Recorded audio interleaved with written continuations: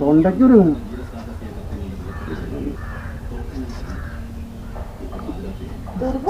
കുത്തി ഇറക്കാൻ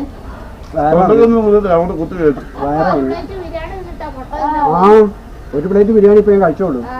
ഞാൻ ചോറുന്നിട്ടാ വന്നത്. ഇയാൾ അങ്ങനെ